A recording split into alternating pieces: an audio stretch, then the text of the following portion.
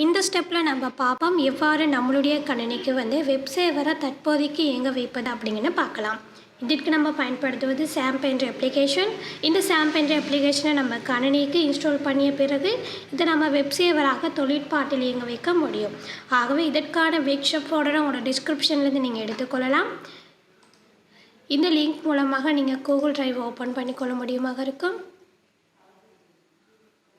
இதில் இந்த ஒர்க்ஷாப் என்ற ஃபோல்டர் ஓப்பன் பண்ணிங்கன்னா டவுன்லோட்ஸ் அப்படிங்கிற ஆப்ஷன் ஒன்று இருக்குது. இதை கிளிக் பண்ணுங்கள். இப்போ ஒர்க்ஷாப் ஃபோல்டர் டவுன்லோட் ஆகும்.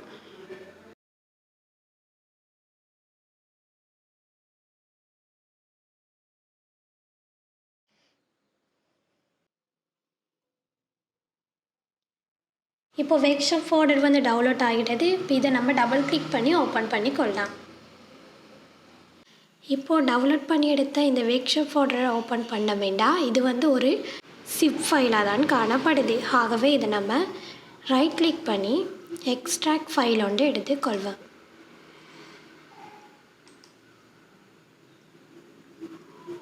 இப்போ பார்த்தீங்கன்னா ஒரு நார்மல் ஃபோல்டர் ஒன்று க்ரியேட் பண்ணிக்கொண்டோம். இப்போ இந்த நார்மல் ஃபோல்டரை நம்ம ஒர்க்ஷாப் ஃபோல்டர் அதிகமாக நம்மளுக்கு பயன்படுவதாக இருக்கும். ஆகவே இதை நம்ம காப்பி பண்ணிக்கொண்டு நம்மளோட டெஸ்க்டாப் உள்ளுக்கால இதை நம்ம போட்டு வைத்துக்கொள்வோம்.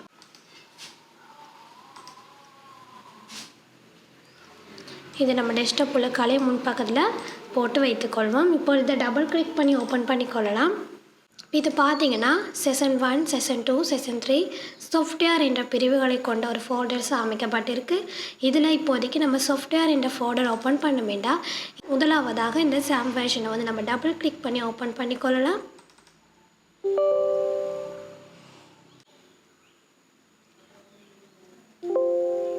இதில் ஒரு வார்னிங் மெசேஜ் ஒன்று வரும். இதை நம்ம ஓகே கொடுத்துக்கொள்ளலாம். அதுக்கப்புறம் செட்டப் XAMPP என்ற விண்டோ ஓப்பன் ஆகியிருக்கு. இதில் இந்த நெக்ஸ்ட்டுங்கிற பட்டனை கிளிக் பண்ணுவோம். பிறகு செலக்ட் கம்பனன்ட்ஸ் அப்படிங்கிற ஒரு விண்டோ ஓப்பன் ஆகியிருக்கு. இதுலேயும் எந்த சேஞ்சஸும் பண்ண தேவையில்லை. நெக்ஸ்ட்டுங்கிற பட்டனை கிளிக் பண்ணுவோம். பிறகு இன்ஸ்டாலேஷன் ஃபோல்டர் இது C என்ற டிரைவ் உள்ளுக்கால இந்த XAMPP என்ற ஃபோல்டர் நம்ம கொடுக்கிறோம். ஆகவே செலக்ட் ஃபோல்டர் C டிரைவ்லேயே இருக்கு. இதில் எந்த மாற்றங்களும் செய்ய தேவையில்லை. நெக்ஸ்ட்டுங்கிற பட்டனை கிளிக் பண்ணுவோம். பிறகு லாங்குவேஜ் இங்கிலீஷில் தான் காணப்படுது. இது அப்படியே இருக்குது. இதுலேயும் நெக்ஸ்ட்டுங்கிற பட்டனை கிளிக் பண்ணுவோம். இப்போது ரெடி டு இன்ஸ்டால். இப்போ நம்மளோட கம்ப்யூட்டருக்கு XAMPP இன்ஸ்டால் ஆக போகுது. ஆகவே இந்த இடத்துல நெக்ஸ்ட்டுங்கிற பட்டனை கொடுத்து XAMPP என்ற அப்ளிகேஷனை இன்ஸ்டால் பண்ணி கொள்ளலாம்.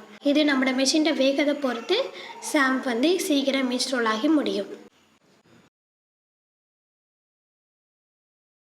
இப்போ நம்மளோட கம்ப்யூட்டருக்கு XAMPP இன்ஸ்டால் ஆகிவிட்டது. ஆகவே இந்த இடத்துல பாருங்கள் டிக் மார்க் அப்படியே இருக்க நம்ம கண்ட்ரோல் பேனலை ஓப்பன் பண்ணி கொள்ளலாம். ஆகவே இந்த இடத்துல ஃபினிஷ்ங்கிற பட்டனை கொடுங்க. இப்போ பார்த்தீங்கன்னா XAMPP கண்ட்ரோல் பேனல் ஓப்பன் ஆகியிருக்கு. இந்த XAMPP கண்ட்ரோல் பேனலில் பார்த்தீங்கன்னா 2 முக்கியமான சர்வீஸ் 2 இருக்குது. அதுதான் இந்த அப்பாச் அண்ட் MySQL. இந்த அப்பாச் என்ற சர்வரையும் MySQL என்ற டேட்டா பேஸ் 2ஐயும் நம்ம ஸ்டார்ட் பண்ணி கொள்ளலாம்.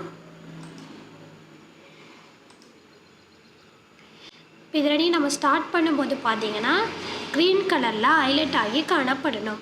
இது ரெண்டும் க்ரீன் கலரில் ஹைலைட் ஆகி காணப்பட்டால் தான் நம்ம XAMPP இன்ஸ்டால் பண்ணியது சரியாக இன்ஸ்டால் பண்ணியிருக்கோம் அப்படிங்கிறது நம்மளுக்கு தெரிஞ்சு கொள்ளலாம். இல்லைண்டா இதில் ரெட் மார்க்கு காணப்படும். நம்ம என்ன செய்திருக்கோம்னா நமது கணினியில் XAMPP என்ற அப்ளிகேஷனை இன்ஸ்டால் பண்ணிக்கொண்டு அதை நமது கணினியில் வெப் சேவராக தொழிற்பாட்டில் இயங்க செய்து நம்மளோட இணையதளத்தை வடிவமைக்க தொடங்குகின்றோம்.